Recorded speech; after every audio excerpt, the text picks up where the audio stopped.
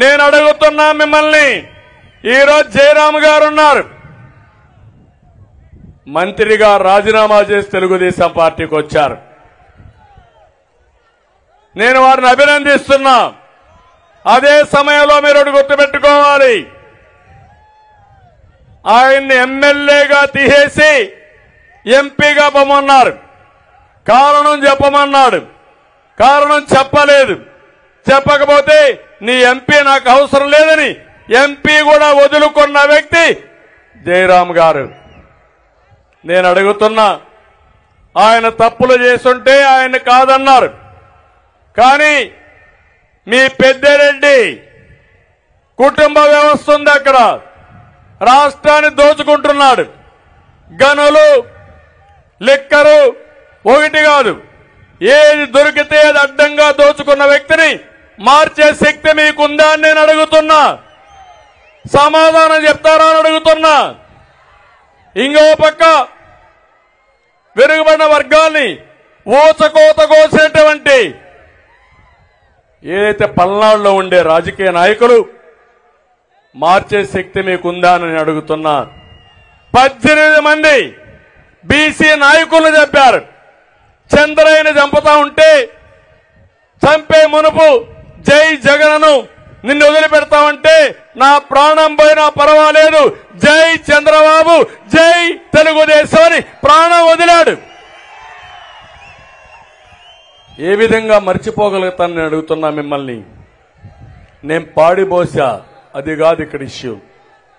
నా కుటుంబ సభ్యుణ్ణి అతి దారుణంగా చంపారు.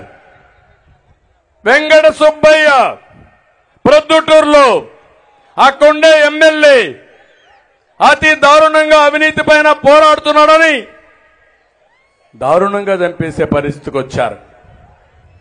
ఆ ఎమ్మెల్యేకి సీట్ ఇచ్చారా లేదని మిమ్మల్ని అడుగుతున్నా. ఆ అరాచక శక్తిని అడ్డుకునే శక్తి మీకుందా నేను అడుగుతున్నా.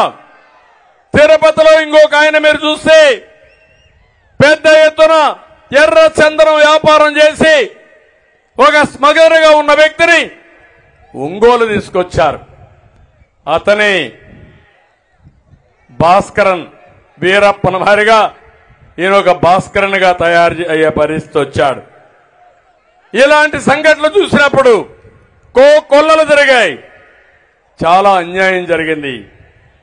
ఈరోజు నేను ఒకటే అడుగుతున్నాను, రాష్ట్రంలో 4 రెడ్లు పెట్టుకుని పెత్తందారీ వ్యవస్థతో రాష్ట్ర రాజకీయాలు చేసే మీరు, వెనుకబడిన వర్గాల్ని పూర్తిగా అణిచివేసే మీరు సామాజిక న్యాయం మాట్లాడుతున్నారు. సామాజిక న్యాయం మాట్లాడే అర్హత ఈ జగన్మోహన్ రెడ్డికి లేదు. సామాజిక న్యాయం కంటే కూడా సామాజిక ద్రోహం చేసిన వ్యక్తి ఈ జగన్మోహన్ రెడ్డి గారని చెప్పి కూడా నేను మీకు తెలియజేస్తున్నా. అందుకే వెనుకబడిన వర్గాల నాయకత్వాన్ని తీసుకొస్తాం. రాజకీయంగా ఇప్పటికే మేము బిల్డప్ చేశాం. ఈ ఉద్యమాన్ని ముందుకు తీసుకుపోతాం.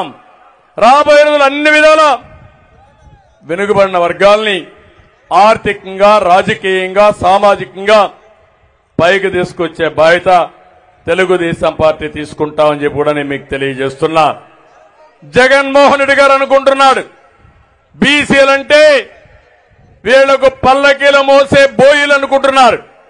కాదని నిరూపించాల్సిన అవసరం ఉంది. బీసీలు బ్యాక్వర్డ్ క్లాస్ కాదు, బ్యాక్ బోన్ సొసైటీ కానీ నిరూపించుకుంటామని జై హో బీసీ.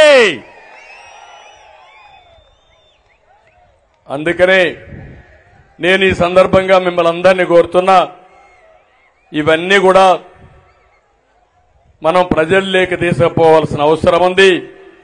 ఒక్క విషయం మీరు గుర్తుపెట్టుకోండి, మా కలయిక ఈ సమాజం కోసం కలిసిన కలయిక ఇది.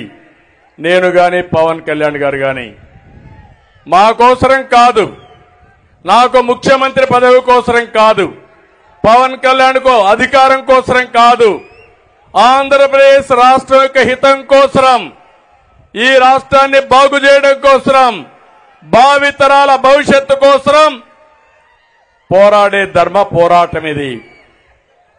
ఆ రోజు కూడా 2014లో పవన్ కళ్యాణ్ గారు ఒకటే చెప్పారు, విభజన జరిగింది, ఇబ్బందులు ఉన్నాయి, ఇప్పుడు పోటీ చేస్తే ఓటు కూడా డివైడ్ అవుతుంది, కాబట్టి నేను పోటీ చేయనని బేషరతుగా సమాజం కోసం చెప్పిన వ్యక్తి పవన్ కళ్యాణ్ గారు.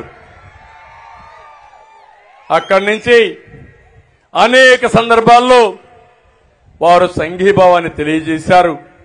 సమాజ హితం కోసం పోరాడాం.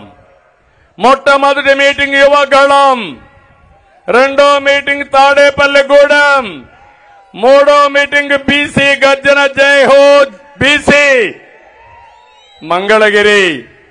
3 మీటింగులకి రాష్ట్రం మొత్తం వైసీపీ గిజగిజలాడుతున్నారు. ఓటమి తప్పదు.